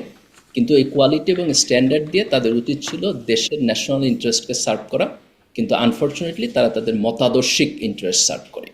তো প্রথম আলো যদি এই মতাদর্শিক ইন্টারেস্ট সার্ভ করা বাদ দিয়া গণমাধ্যম হিসাবে গণমানুষের ইন্টারেস্টকে সার্ভ করা শুরু করে, তাহলে এটা তাদের জন্য ভালো হবে, আমাদের জন্য ভালো হবে, দেশের জন্য ভালো হবে, এবং আমরা এটাই চাই। জি, জি, সেটি মনে হয়, মানে একটু আগের কথা থেকে মনে হলো সকল গণমাধ্যমের ক্ষেত্রেই মনে হয় একই বিষয়ে প্রযোজ্য। হাদি হত্যার বিচারের দাবিতে শাহবাগে অবরোধ আন্দোলন, একটা কর্মসূচি চলছে। শাহবাগই একটা গালিতে পরিণত হয়েছে এখন, সেই 13 মানে আন্দোলনের সেই সময়টার পর থেকে এই সময় এসে এখন আবার এই যে শাহবাগ আন্দোলন হচ্ছে, এই একই রকম বিষয় হয়ে যাচ্ছে কিনা? দুইটার মধ্যে খুব একটা ক্লিয়ার পার্থক্য আছে। যে এর আগের শাহবাগে যখন লোকেরা দাঁড়াইছিল, তখন তারা বিচারের জন্য দাঁড়ায় নাই, তারা দাঁড়াইছিল ফাঁসির জন্য। এবং হচ্ছে আপনার ইন্টারন্যাশনাল ক্রাইম ট্রাইব্যুনালে আপনার আব্দুল কাদের মোল্লাকে হলো আপনার যাবজ্জীবন দেওয়া হয়েছিল, তারপর আইন পরিবর্তন করে তাকে ফাঁসি দেওয়ার জন্য শাহবাগে দাঁড়াইছে। আর এখন শাহবাগে যে তরুণ প্রজন্ম দাঁড়াইছে, তারা দাঁড়াইছে হইলো আপনার একজন খুনিকে গ্রেফতারের জন্য, এবং গ্রেফতার করে তাকে বিচারের জন্য। তাহলে দুইটা মৌলিকভাবে ইনসাফের প্রশ্নে আলাদা। যে এখনকার শাহবাগ খুব ক্লিয়ারলি ন্যায় বিচার এবং ইনসাফের জন্য দাঁড়াইছে। তো তারা তো চাইতেই পারে যে মানে তারা যদি মনে করে কাদের মোল্লা যুদ্ধাপরাধী এবং তাদের ফাঁসি দাবি যদি করে, তাহলে তারা সেটা চাইতেই কি পারে না যে ফাঁসি দাবি করতে পারে একজন যুদ্ধাপরাধী? আপনি কাউকেই দেখেন, আপনি বিচারের দাবি করতে পারেন। আপনি যদি নিজেই একই সাথে জাজ হন, একই সাথে সাক্ষী হন, একই সাথে প্রসিকিউটর হন, এবং একই সাথে এক্সিকিউশন, করে ফেলে নাই বিচারের দাবি, এটা তো ন্যায় বিচারের দায়িত্ব। আপনি কারো ফাঁসি চাইতে পারেন না। আপনি কোনো অবস্থাতে কারো ফাঁসি যেতে পারেন ফাঁসি না। তার চাওয়া তো কারণ হলো আমাদের একদম রেগুলার একটা ব্যাপার, এটা তো মানে সবসময় তার ফাঁসি চাই এবং এই এটা ফাঁসি ভুল চাই। কালচার, এবং এটা ভুল কালচার। এই কালচার থেকে আমাদের বের হয়ে আসতে হবে, তাই না? দেখেন আপনি, যেমন ধরেন আমাদের রাজনীতিতে আগে স্লোগান ছিল বিভিন্ন সময় যে এরে ধরো, এরে মারো, আগুন জ্বালো, এইগুলো রেটরিক, কিন্তু এই রেটরিকগুলো আমাদের আমাদের মানে পলিটিক্সের একটা টোন ঠিক করে দেয়। তো আপনি কোনো ব্যক্তিরই ফাঁসি চাইতে পারেন না, কারণ আপনি প্রিসাইসলি জানেন না সে অপরাধী কিনা। যদি আপনি প্রিসাইসলি জানেন যে সে অপরাধী এবং তার ফাঁসি, তাহলে তো আমাদের আইন আদালতের প্রয়োজন ছিল না, সাক্ষীর প্রয়োজন ছিল না, ডাবল চেক ডাবল ক্রসের প্রয়োজন ছিল না সেখানে। তারা তো আসলে ফাঁসির দাবি করছেন, কিন্তু বিচারের দায়িত্ব তো আদালতের, সেটি তো মানে সেইভাবেই তো আদালতের কাছেই মানে একটা দাবি করছেন, কিন্তু সেটি যে করে আপনি ফেলতে যখন হবে। আদালতের কাছে স্পষ্টভাবে একজন ব্যক্তির নাম তুলা ধরা ফাঁসি দাবি করতেছেন, তখন তো আপনি বিচার প্রক্রিয়ার উপরে এক ধরনের আনডিউ প্রেশার তৈরি করতেছেন। এই আনডিউ প্রেশার তৈরি করা কখনোই অ্যাকসেপ্টেবল না। জি, এখন যে প্রেশার তৈরি করছে বিচারের জন্য, হ্যাঁ, তো আমি এটাও একটু প্রশ্ন করতে চাই যে এই ইনকিলাব মঞ্চ বা ধরেন আপনারাও কি মনে করেন এই সরকার আসলে বিচার করতে চায় না, এত শক্ত প্রেশার তৈরি করা হচ্ছে কেন? এক, এবং ইনকিলাব মঞ্চ কিন্তু ফেসবুকে বলেছেও যে আমরা ক্রস ফায়ার দেখতে চাই না, হাদির খুনির ক্রস ফায়ার দেখতে চাই না। কেন মনে হচ্ছে যে এরকম ক্রস ফায়ার করে ফেলা হবে? দেখেন, এটা এটা খুব সারপ্রাইজিং এবং খুবই ইন্টারেস্টিং কোশ্চেন যে এই সরকার গণ অভ্যুত্থানের মধ্য দিয়ে আসছে, এই সরকারের লেজিটিমেসি গণ অভ্যুত্থান। তো এই গণ অভ্যুত্থানের একজন নায়ক যখন আপনার প্রকাশ্য দিবালোকে আততায়ীর হাতে আপনার গুলিবিদ্ধ হইল এবং পরবর্তীতে আপনার শহীদ হইল, তো সেই খুনিকে ধরার জন্য তো সরকারের দিক থেকে কোনো ত্রুটি দলবলতা থাকার কথা না। কিন্তু আমি জানি না এটার কারণ কি, কিন্তু আমরা খুব সারপ্রাইজিংলি দেখতেছি যে সরকারের এখানে যতখানি করার কথা ততখানি তারা করতেছে না। যেই তদন্ত চলতেছে সেই তদন্ত কি চলতেছে আমরা নাগরিক হিসেবে খুব স্পষ্টভাবে জানতেছি না। ইনকিলাব মঞ্চ যদি স্যাটিসফাইড হইতো যে সরকারের তদন্ত একটা সার্টেন লেভেল পর্যন্ত আগাইতেছে, তাহলে তো তাদের শাহবাগে গিয়ে দাঁড়ানো লাগতো না। তো এখানে সরকারের অভ্যন্তরে আসলে কি হইতেছে এটা অস্পষ্ট, এবং এই ঘটনায় ধরেন যে সুষ্ঠু বিচারকে আড়াল করার জন্য কোনো ষড়যন্ত্র সরকারের মধ্য থেকে হইতেছে কিনা এই প্রশ্ন উঠতেছে।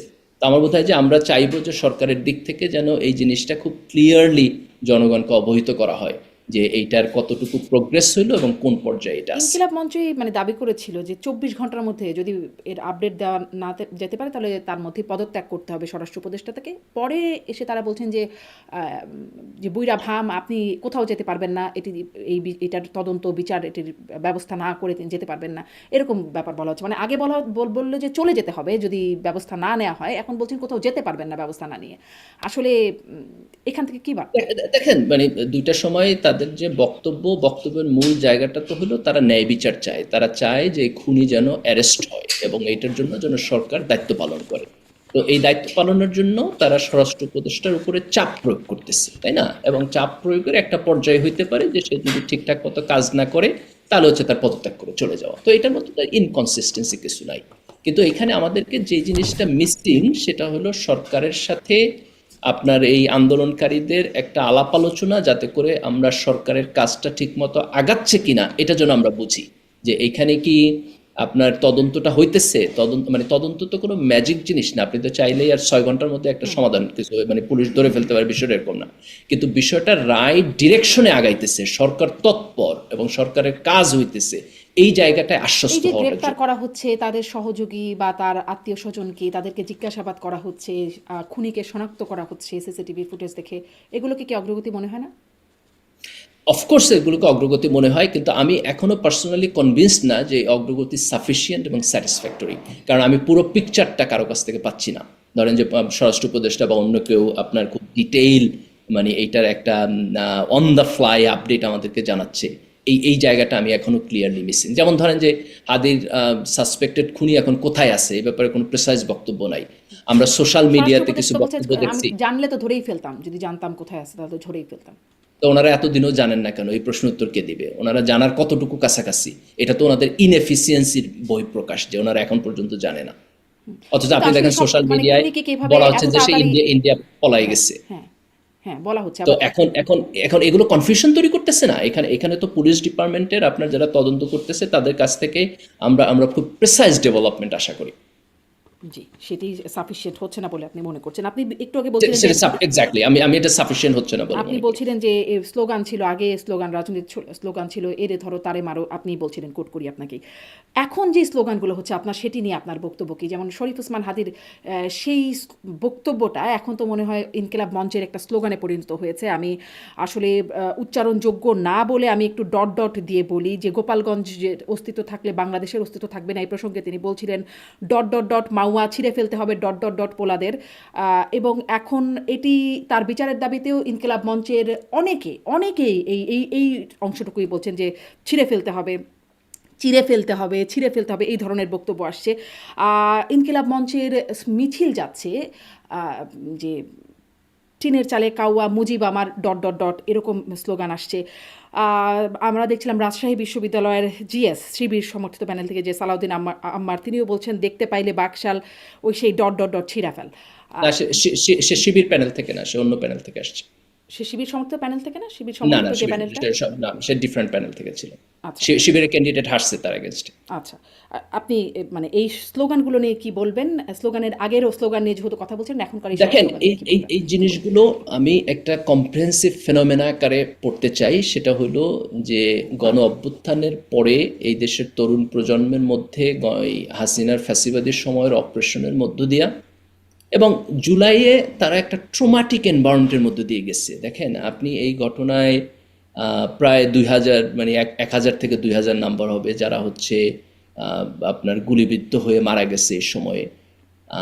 আপনার 20-30 হাজার তরুণ হবে যারা আহত হয়েছে, তাদের অনেকে হাত হারাইছে, পা হারাইছে এবং এর আগেও তাদের ট্রমাটিক এক্সপেরিয়েন্স আছে। তো এই ট্রমার মধ্য দিয়ে যে তরুণরা আসছে তাদের আচরণের মধ্যে আপনি বহু জায়গায় এরকম অ্যাগ্রেসিভ এবং ইনঅ্যাপ্রোপ্রিয়েট আচরণ পাবেন।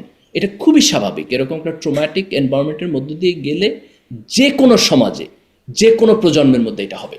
যে কোনো সময় আপনি হিস্টোরিক্যাল এনি ইভেন্ট আনেন, আপনি একটা ইভেন্ট আমাকে দেখাতে পারবেন না মুক্তিযুদ্ধের পরেও যখন এটা এরকম হবে। আপনি বলছেন যে এরকম আচরণ, হ্যাঁ অনেক, তারপরেও অনেক বিতর্কিত আচরণ এসেছে যে আচরণগুলোকে প্রশ্নবিদ্ধ করা যায়। কিন্তু এইরকম ভাষা কেন এরকম এরকম হয়ে যাবে? ভাষার কেন এই কি বলবো কুরুচিপূর্ণ ভাষা কেন আসবে? আপনার এই জাতীয় ট্রমাটিক এনভায়রনমেন্টের পরে ভাষা এবং ভায়োলেন্স, কাউন্টার ভায়োলেন্স, এইটা সাধারণত হয়, এক্সপেক্টেড না, কিন্তু এটা সাধারণত হয়। কোশ্চেনটা এই জায়গায় না। আপনি যেখানে প্রশ্নটা করতেছেন এটা কেন হয়, এটা কোনো কোশ্চেন না। কোশ্চেন হইল আমরা এটাকে কিভাবে ওভারকাম করে যাব। আমরা তো এই জায়গায় আটকায় থাকবো না, তাই না? আমরা এটার বিয়ন্ডে যাব। বিয়ন্ডে যাওয়ার প্রক্রিয়াটা হলো আমাদেরকে সময় নিতে হবে, এই গ্রিভেন্সটাকে নেভিগেট করতে হবে এবং এটাকে একটা পজিটিভ ওয়েতে আমরা যাতে অতিক্রম করি।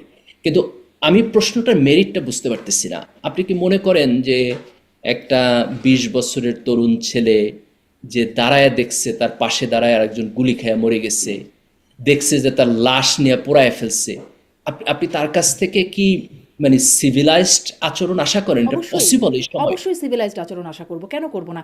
সিভিলাইজড ওয়েতে কি প্রতিবাদ করা যায় না, বিক্ষোভ করা যায় না, বিচার করা যায় না? এই ট্রমাটিক এনভায়রনমেন্টের পরে এবং সে যদি মানে এই মির্জা গালিব, ট্রমাটিক আমি আসলে এনভায়রনমেন্টের ব্যক্তিগত পরে মতামতের জায়গা কখনো যেতে চাই না যে আমার ব্যক্তিগত মতামতকে, কিন্তু এই ভাষাটি, এই শব্দটি, আমার জ্ঞানের লিমিটেশন, এই শব্দটির অর্থই আমি জানতাম না। এই শব্দটি পরবর্তীতে আমি জানলাম যে, এবং এই ধরনের শব্দ আমরা মুরব্বীদের সামনে শুনতেও অস্বস্তি বোধ করি। সেই শব্দটি এখন এরকম সিনিয়র লিডারদের সামনে বসে বসে দেওয়া হচ্ছে। এটি মানে এটি একটা দেখেন জাস্টিফিকেশন। এটা কোথা থেকে আসছে এটা আপনি বুঝবেন এই জায়গায়, যে শেখ হাসিনা তার অপারেশনকে এমন একটা জায়গায় নিয়ে গেছে যে এই দেশে মানুষের কোনো বাক স্বাধীনতা ছিল না। সে কোথাও এটার প্রতিবাদ করতে পারতো না। তার ফলে তার প্রতিবাদের একমাত্র জায়গা হয়ে দাঁড়ায় আপনার সোশ্যাল মিডিয়া এবং সেই প্রতিবাদের ভাষা আপনার হচ্ছে কিছুটা আগলি, কিছুটা অগ্রহণযোগ্য ভাষা হয়ে দাঁড়ায় এবং এই অপারেশনের এগেনস্টে এই ভাষা এক ধরনের ন্যায্যতা পায় আনএক্সপেক্টেডলি। এবং আমি গণ অভ্যুত্থানের পরে এই তরুণ প্রজন্মের যে আচরণ এবং যে কথা, এটার মধ্যে দিয়ে তার যে বিপ্লব, তার যে বিদ্রোহ, এইটাকে ওইটার সাথে কানেক্ট করে পড়ি। আপনি দেখেন ওসমান হাদির একটা বক্তব্য আছে, সে সেখানে বলছে যে মজলুমের ভাষাই হলো তার হাতিয়ার। এই যেহেতু সে মজলুম, সেইটার মধ্যে দিয়ে আপনার সেই ইনজাস্টিসকে আর কোনোভাবে পরিবর্তন করতে পারতেছে না, তখন সে তাকে গালি দিয়ে তার মনের ক্ষোভ মিটাইতেছে। তার ফলে তার ভাষাটা এই জায়গায় গিয়ে দাঁড়াইতেছে। তো এইটাকে আপনি তার হিস্টোরিক ব্যাকগ্রাউন্ড যেখান থেকে আসতেছে এটা থেকে যদি ডিটাচ করে পড়েন এবং এই প্রশ্ন তুলেন, তাহলে আপনি কোনোদিন এটাকে বুঝবেন না। এটাকে বুঝতে হইলে আপনাকে তার এই ট্রমাটিক এক্সপেরিয়েন্সের সাথে মিলায়া পড়তে হবে। কিন্তু এখানে পয়েন্ট হলো ধরেন এখন যারা যে আওয়ামী লীগের না আমি আর একটু হ্যাঁ, শেষ করি, আমি একটু বলেন, শেষ করি। নিশ্চয়ই। পয়েন্ট হলো যে আপনি যদি এই সিচুয়েশনটাকে স্লোলি একটা গণতান্ত্রিক প্রক্রিয়ার মধ্যে নেভিগেট করেন ওভার দ্য টাইম, আপনি দেখবেন যে এটা একটু একটু করে কমে আসতেছে। এবং আপনি যদি সোশ্যাল মিডিয়াকে ফলো করেন, আমার কাছে মনে হয় যে গত এই যে আমরা 1-1.5 বছর ক্রস করে আনলাম শেখ হাসিনা পতনের পরে, সিচুয়েশনটা স্লোলি একটা ইকুইলিব্রিয়াম এবং নর্মালসির দিকে যাইতেছে। আমরা যদি একটা নির্বাচনের মধ্য দিয়ে আরও সিস্টেমেটিক জায়গায় যাইতে পারি, আপনি দেখবেন এটা একটা নর্মাল জায়গায় চলে আসবে। নর্মাল জায়গায় কি যাবে, নাকি এর মানে ট্রমার কারণে যারা আবার ভিকটিম হচ্ছেন তাদের আবার যে ট্রমা তৈরি হচ্ছে সেই ট্রমার একটা প্রতিফলন সামনের দিনে থাকবে? না, আমি মনে করি ট্রমায় যে ট্রমায় এখানে বাড়তে বাড়তে থাকবে না, যে একটা ট্রমা। এটা এই পুনরুৎপাদনের দিকে যাবে না যদি আমরা খুব দ্রুত একটা সিস্টেমেটিক গণতন্ত্রের দিকে যাইতে পারি। কিন্তু যদি আমরা একটা গণতান্ত্রিক প্রক্রিয়ায় উত্তরণ ঘটাইতে না পারি, তাহলে এটা রিপ্রোডিউসিং হতে পারে। ধরেন মানে সেই ট্রমা থেকে এখন আওয়ামী লীগের কাউকে দেখলে তাকে মেরে ফেলা যায়, তাকে হত্যাযজ্ঞ করে ফেলা যায় আর কি, বা ছাত্রলীগের কেউ থাকলে তারা নিষিদ্ধ সংগঠন, তাদের কর্মকাণ্ডের সমালোচনা ভয়ঙ্করভাবে আছে, কিন্তু তাদেরকেও হত্যা করে ফেলা যায় এবং সেটি আসলে খুব অপরাধ হিসেবে গণ্যও হয় না। এই ট্রমা তাদের মধ্যে থাকবে না, তাদের পরিবারের মধ্যে তারা যখন সামনে যদি আমি তো জুলাইয়ের পরে একজনও ছাত্রলীগের কাউকে হত্যা করতে দেখলাম না, বরং আমরা দেখলাম যে রাজশাহী বিশ্ববিদ্যালয়ের ছাত্রলীগের মাসুদ নামে সন্ত্রাসীরাই একজন, তার ছোট্ট একটা আমরা বাচ্চা, দেখলাম। তখন হাদির মতোই ছোট একটা বাচ্চা ছিল, তাকেও ওইভাবে গণপিটুনিতে সে সময় মেরে ফেলা হয়েছিল কোথায় রাজশাহী বিশ্ববিদ্যালয়, রাজশাহীতে। হ্যাঁ, এরকম অনেক, সেটা হবে খুব মেইন স্ট্রিমে হয়তো খুব আসেও না, কিন্তু আমরা সাংবাদিক হিসেবে টুকটাক খবর পাই যে এখানে এটা হয়েছে সেটা হয়েছে, দেখেন এই যত বা ঘটনা জেলখানায় তো ধরেন বিনা of course বিচারে unexpected। অনেকে মানে বিনা কিন্তু চিকিৎসায় অনেকে। কিন্তু দেখেন, আপনি ঘটনাটাকে যদি এইভাবে দেখেন যে ছাত্রলীগের সন্ত্রাসীরা প্রকাশ্য দিবালোকে শরীফ ওসমান হাদিকে গুলি করে আপনার খুন করলো। এই দেশে এখনো এটা হইতেছে। এই দেশে যখন এনসিপি গোপালগঞ্জে গেল, তখন আওয়ামী লীগের সন্ত্রাসীরা তাদের উপরে আবার আক্রমণ করলো। শেখ হাসিনা মাঝে মধ্যে বইলা বেড়াইতেছে তার নামে যারা মামলা করছে তাদেরকে উনি আবার দেখে নিবেন। তো আওয়ামী লীগ তো এখন একটা ক্রিমিনাল এন্টারপ্রাইজ, এটা অল আউট একটা ক্রিমিনাল এন্টারপ্রাইজ। তার রাজনীতি কোথায়? আপনি যে তার রাজনৈতিক অধিকারের পক্ষে আগ্রহ করবেন, আমিও তার রাজনৈতিক অধিকারের পক্ষে আগ্রহ করতে ইন্টারেস্টেড, কিন্তু এই ক্রিমিনাল এন্টারপ্রাইজ থেকে যদি আওয়ামী লীগ বের হয়ে না আসে, তাহলে আপনি তার রাজনৈতিক অধিকারের পক্ষে কিভাবে আর্গুমেন্ট করবেন? একদমই, খুবই মানে আপনি যে ক্রিমিনাল এন্টারপ্রাইজ বলছেন সেটা অনেকটাই তাই, যে তারা আসলে এরকম উস্কানি দিচ্ছে বা বলছে, কিন্তু একই রকম কথা তো এই পক্ষ থেকেও বলা হচ্ছে। সেটি যদি খালি ট্রমা বলা হয়, ওদিকে ট্রমা হবে না? তারাও তো একরকম ট্রমার শিকার হচ্ছে, তাদের বাড়িঘর হামলা ভাঙচুর লুটপাট হত্যাকাণ্ডের শিকার হচ্ছেন। তারা কি ট্রমা, তাদের মধ্যে কি ট্রমা নাই? আপনি তাদের 17 বছর অপরাধের পরে যেটুকু হয়েছে, এটুকু তো যেটুকু হওয়ার কথা ছিল তার চেয়ে অনেক কম হয়েছে। আপনি যেটুকু হয়েছে এটাকে যদি সমানভাবে দুইটাকে মাপেন, আমি মনে করি যে that's not the right thing.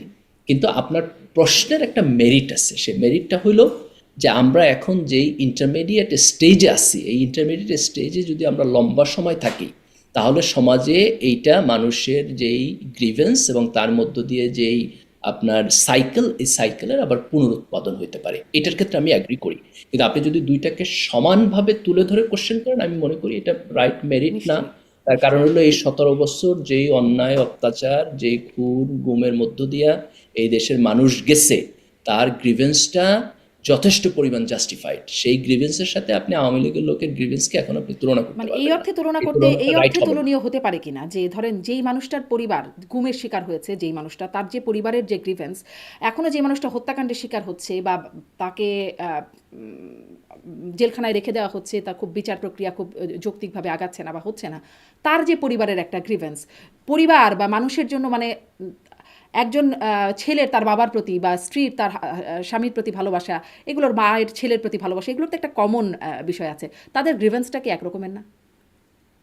না, অফকোর্স গ্রিভেন্স বা হাদির যে বাচ্চাটা আর ওই মাসুদের যে বাচ্চাটা, তার বাবার জন্য না, অফকোর্স তার গ্রিভেন্স একরকম। এই পয়েন্টের সাথে তো কোনো দ্বিমত নাই। আমরা যেই কারণে এই যে সিচুয়েশন, এটাকে মিনিমাইজ করতে চাই এবং যেই কারণে একটা নিয়মতান্ত্রিক পরিবেশে আমরা যাইতে চাই। এটা কেন যাইতে চাই? এটা যাইতে চাই এই কারণে, যাতে করে এটা অনিয়ন্ত্রিত থাকলে পরে এরকম ঘটনাগুলো সমাজে ঘটতে থাকবে। দেখেন, আইন নিজের হাতে যদি তুলে নেয়, তাহলে দুইজন হয়তো রাইট সময়ে তুলে নেবে, কিন্তু তিনজন ভুল সময়ে তুলে নেবে, ভুল লোকের কাছ থেকে তুলে নেবে এবং সমাজে ভুলের পরিমাণ বাড়তে থাকবে। তো এই কারণে আমাদের এই ইন্টারমিডিয়েট সময়টা থেকে যত দ্রুত সম্ভব আমাদের একটা নিয়মতান্ত্রিক জায়গায় গিয়ে দাঁড়াইতে হবে। আপনার এই পয়েন্টের সাথে আমার কোনো দ্বিমত নাই, কিন্তু আপনি এটাকে ইকুয়েট করেন না। তার কারণ হলো আমরা 16 বছরের একটা অন্যায়, অত্যাচার, গুম এবং খুন থেকে বের হয়ে আসছি। কাজে এইটার মধ্য দিয়ে যে প্রজন্ম গেছে এবং তাদের যে বিশাল সংখ্যক মানুষের যে গ্রিভেন্স, এটার সাথে আপনি এটার ইকুয়েট করাটা আমি কোনো অংশে আমি ঠিক মনে করি না। আমাদেরকে মনে রাখতে হবে যে জুলাইয়ে আপনার মানে 1,500 তরুণ 20 বছরের বাচ্চা, 17-18 বছরের, 22 বছরের, তারা গুলি খেয়ে মারছে। আপনি পুলিশের ভ্যান থেকে ফালায় দিয়ে তারে মারছে, তার লাশ ধরে নিয়ে আপনার হচ্ছে পোড়ায় ফেলছে। এই বিভৎসতার মধ্য দিয়ে আমরা আসছি। কাজে এটাকে ইকুয়েট করে আমরা যেন এটাকে ডাইলুট না করি। কিন্তু আপনি যদি অনেক প্রিন্সিপাল এই প্রশ্নটা তুলতে চান যে আমরা এটার কাউন্টারটা যেন এমনভাবে না করি যে সেটা সমাজে আবার আরেকজনের গ্রিভেন্স তৈরি করে, আমি আপনার সাথে 100 বার একমত। ডক্টর মির্জা গালিব, আর ছোট্ট করে দুটো বিষয়ে যদি একটু আপনার কাছ থেকে শুনি, যে জামায়াত ইসলামী মানে সামনে নির্বাচনের ক্ষেত্রে মানে ইসলামের উপরে বা ধর্মীয় জায়গাটা যে বলছে সেটার অনেক রকম সমালোচনাও হচ্ছে। যেমন ব্যারিস্টার শাহরিয়ার তিনি বলছেন যে জান্নাতে যেতে গেলে জামাত ইসলাম করতে হবে, দ্বিতীয় কোনো অপশন নাই। বা বলছেন জামাতের প্রার্থীকে শুনছিলাম, তিনি বলছেন যে জামাতে ভোট দেয়া সোয়াবের কাম, হাসরের ময়দানে দাড়ি পাল্লা ছাড়া কোনো মার্কা থাকবে না। এই যেরকম বক্তব্য আরও বিভিন্ন মানে প্রার্থীর কাছ থেকে টুকটাক এরকম আওয়াজ শোনা যাচ্ছে। আপনি আসলে কি বলবেন, এটা কেমন টুল নির্বাচনে বা ভোট পাওয়ার জন্য? দেখেন, আমাদের সমাজে যেহেতু মানুষের ধর্মের ব্যাপারে সেন্সিটিভিটি আছে, তো এই কারণে ধর্মীয় ইমোশনকে রাজনীতিতে ব্যবহার করার একটা প্রবণতা আছে এবং অনেকে এই জাতীয় বক্তব্য দেয়। এটা আপনি বিএনপিরও মাঠ পর্যায়ের লোকদেরকে দেখবেন বক্তব্য দেয়, জামাতেরও মাঠ পর্যায়ের লোক থেকে অনেক সময় বলে। এগুলো অধিকাংশ ক্ষেত্রে ইনঅ্যাপ্রোপ্রিয়েট বক্তব্য। ইসলামী রাজনীতির ক্ষেত্রে ইসলামের নীতি আদর্শ এবং মডেলের উপর দাঁড়াইয়া সমাজ এবং রাষ্ট্রকে রিকনস্ট্রাকশন করার একটা আপনার ইডিওলজিক্যাল তাড়না আছে। আমাদের দেশ যেহেতু মুসলিম মেজরিটি কান্ট্রি, অন্যান্য রাজনৈতিক দল যারা নিজেদেরকে ইসলামী রাজনৈতিক দল বলে না, তারাও আপনি দেখবেন যে ইসলামের অনেকগুলো বক্তব্যকে অ্যাডপ্ট করে। যেমন আপনি ধরেন কোরআন সুন্নাহ বিরোধী আইন করবে না, এটা আওয়ামী লীগও বলছে, এটা বিএনপিও বলে। আপনি যদি তারেক রহমানের বক্তব্য দেখেন, উনি ওই দিন ওনার বক্তব্য বলছে যে রাসূল সাল্লাল্লাহু আলাইহি ওয়াসাল্লামের আদর্শের উপরে উনি সমাজকে রিকনস্ট্রাকশন করতে চান। কাজে এই ধর্মীয় এলিমেন্টগুলো কিন্তু আমাদের রাজনীতিতে অলওয়েজ আছে। এই দেশের মেজরিটি মানুষ মুসলমান, এটা থাকবেই। তো রাজনৈতিক দলগুলোকে আপনার মানে ধর্মকে এক্সক্লুসিভলি নিজের রাজনীতির লেজিটিমেসি তৈরির জন্য ব্যবহার করা বন্ধ করতে হবে। এটা যে সমস্ত টুকটাক বক্তব্যের মধ্যে আসে, আমি প্রায় এটা আর্গু করি যে এটা অধিকাংশ সময় আপনি জামাতের মেইন স্ট্রিম লিডারশিপের বক্তব্য পাবেন না। আপনার জামাতের আমির এই জাতীয় বক্তব্য দেন না, জামাতের সেক্রেটারি জেনারেল এই জাতীয় বক্তব্য দেন না। এগুলো আপনি অনেক সময় হচ্ছে 3rd 4th লেয়ারের লোকদের থ্রুতে এই বক্তব্যগুলো আসে, কিন্তু এই বক্তব্যগুলোর ব্যাপারে কেয়ারফুল হওয়া ভালো। রাজনীতি নির্বাচন করবেন, তারা তো প্রার্থী, তারা তাদের ভোটারদের এটি বলছে, এটি এক রকমের ধর্ম অবমাননা হয় নাকি? মানে বেহেশতে যেতে গেলে বা জান্নাতে যেতে গেলে জামাতে ভোট দিতে হবে। দেখেন, এটা ইনঅ্যাপ্রোপ্রিয়েট বক্তব্য। আমি বলবো যে এগুলো ইনঅ্যাপ্রোপ্রিয়েট বক্তব্য। কোনো দলেরই এরকম এক্সক্লুসিভলি মানে ধরেন যে আমি ধর্মের এজেন্ট, অথবা আমার দলই হচ্ছে একমাত্র রাইট দল, অথবা আমার দল করলে পরেই আপনি হচ্ছেন প্রপারলি মুসলিম হিসাবে অ্যাক্ট করবেন, এরকম এক্সক্লুসিভ বক্তব্য কোনো রাজনৈতিক দলেরই দেওয়া উচিত না। আপনার বক্তব্য, আপনি বলছেন এগুলো ইনঅ্যাপ্রোপ্রিয়েট বক্তব্য। এই যে ইদানিং আগেও হতো, মানে ইদানিং খুব ঘন ঘন দেখা যায় তৌহিদি জনতার নামে এটা ভাঙচুর সেটা ভাঙচুর, মাজারে হামলা, কনসার্ট। এই সম্প্রতি মানে গতকালেরই সম্ভব বা পরশু ঘটনা, জেমসের একটি কনসার্ট ছিল, সেটি তৌহিদি জনতার হামলায় সেটি মানে ভণ্ডুল হয়ে গেল। এই তৌহিদি জনতা, এটি আসলে কি একটা প্রপার টার্ম? তারা কি আসলে তৌহিদি জনতা? দেখেন, ইন্টারেস্টিং হলো তৌহিদি জনতা কিন্তু শেখ হাসিনার সময়ও ছিল। এবং আপনি জানেন যে জামাতের যে সমস্ত লিডারদেরকে এই যে যুদ্ধ অপরাধের অভিযোগে অ্যারেস্ট করা হয়েছে, হাসিনা কিন্তু তাদেরকে অ্যারেস্ট করছিল ধর্ম অবমাননার মামলায়। তো ধর্মকে রাজনৈতিক টুল হিসাবে ইউজ করা, এটা কিন্তু আমাদের সমাজে আরও আগে ছিল।